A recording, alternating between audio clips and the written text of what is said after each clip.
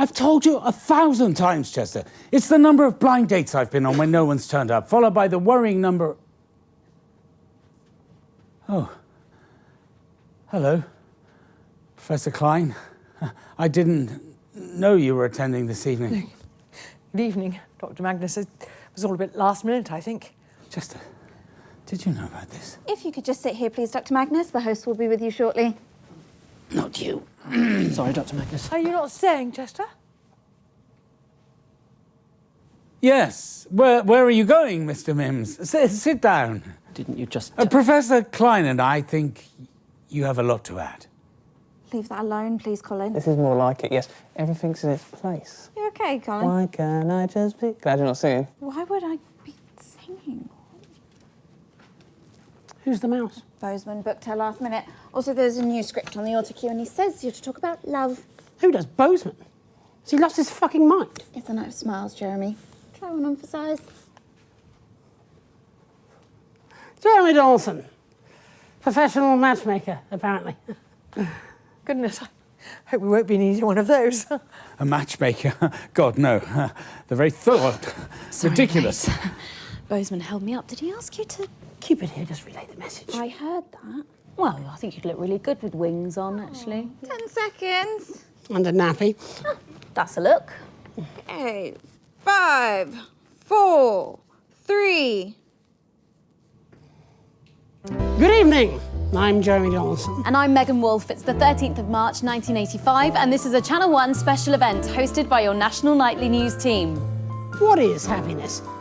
It's a question that has baffled artists and poets since the dawn of time, from the primitive caveman romantically rendering his intended unconscious with a simple stone club to the jazzmen in their spooky clubs, loosening libidos with each daring new progression.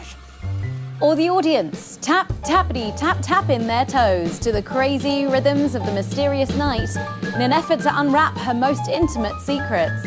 Who wrote this? Bozeman, apparently. Is he having a midlife crisis? And yet she eludes us, this fragile happiness that flits from heart to heart, staying only as a guest until, of course, we are found by our true love and our heart starts to beat in syncopation with another. For when we are in love, every moment is happy, every sound a melody, every face is radiant, beautiful and engrossing as an alley cat. And when they find the first word ever scrawled to the cave walls in the flickering light of that primitive flame, you can bet your soul that that word would be love. Or even jazz. So don't move that dial, stick with Channel 1 all evening as we bring you The Night of Love.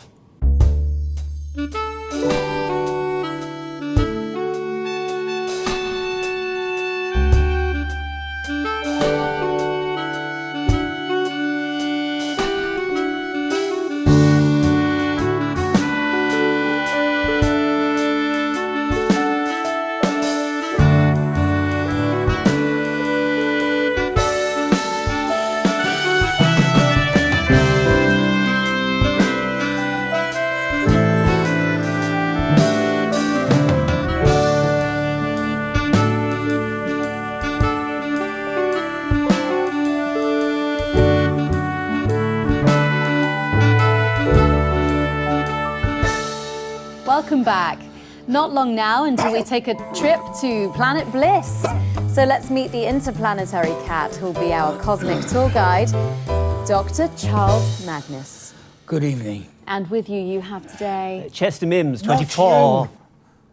This is Professor Delores Klein. She works in the Department of Emotional Resonance and has been responsible for fine-tuning the crystal molecules at the heart of the emitter. Goodness, that sounds like such an important job, Doctor. Professor Klein. So sorry, of course, Professor no, Klein. please call me Delores. Professor Klein sounds like my grandfather.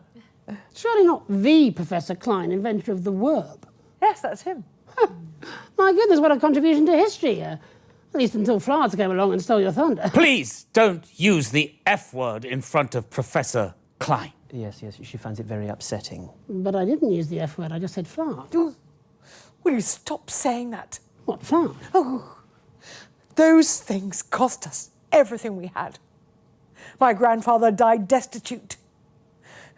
crushed under a crate of his favourite worms he was trying to get down from the top shelf to polish. Now, do you see what you've done? I've a good mind to cancel this experiment and walk off the show. Oh, Doctor, please, No, no. Charles, you mustn't. We've all worked too hard for too long. I will control my unmanageable rage. I apologise for my outburst, Mr. Donaldson. That really wasn't an outburst. it's Never apologise for your passion, Delores. It's what makes you so impeccable at your job. Impeccable. I might even say precise. You say the nicest things, Charles.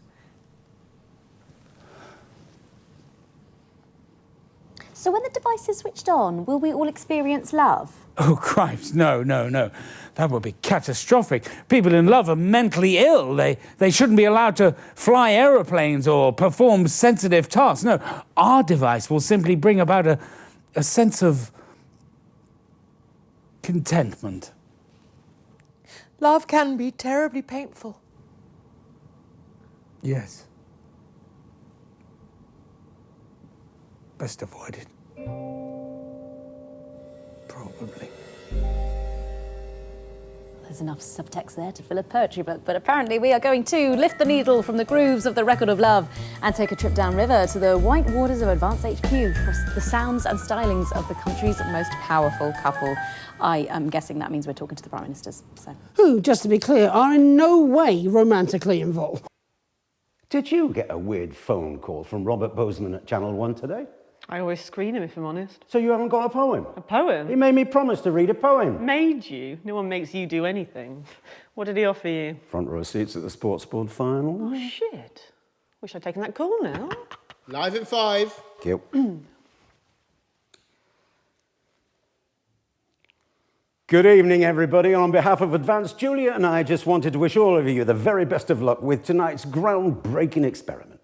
When this project landed on my desk, I just knew it deserved to be funded. After all, what could possibly be better than increased happiness? And now, here's a little something what I wrote earlier, especially for tonight. It's a love poem, which I want to dedicate to everyone at the Happiness Project and, of course, Mrs. C. So it's a big well done from us to Dr. Magnus and the entire team at the Happiness Collective. And now here's Peter and his poem, if you're quite sure. Absolutely, I spent all afternoon on this. Christ, I'm nervous. I'm not much of a poet, ladies and gentlemen. Are you okay? Come on, Clement, stop fuck-arsing around and let's get the gimlets smiling. True love don't come along every day, so when it does, you should make hay. If that man gets you dripping, say yes to the whipping, as his famous old Mal used to say.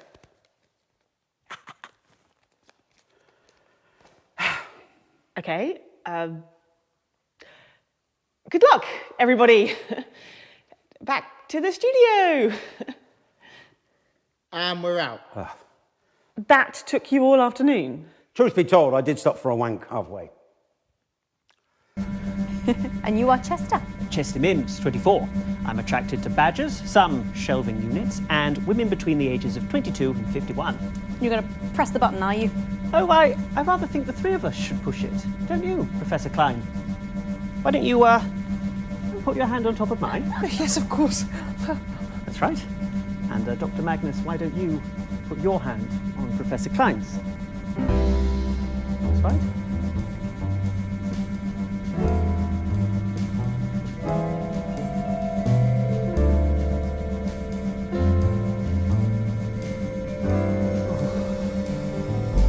Are you all right, Charles? I feel a bit dizzy, if I'm honest. Do you need to sit down? No, I think I need to say something. Something I should have said a long time ago. Well, perhaps you should say it during the break, Dr. Magnus. No. No, you're right. How silly of me. What was I thinking? Okay, I think we're going to get a counter on the screen there. We're going in 10, 9, 8, 7. Come on, Dr. Magnus. 5, 4, 3, 2, 1.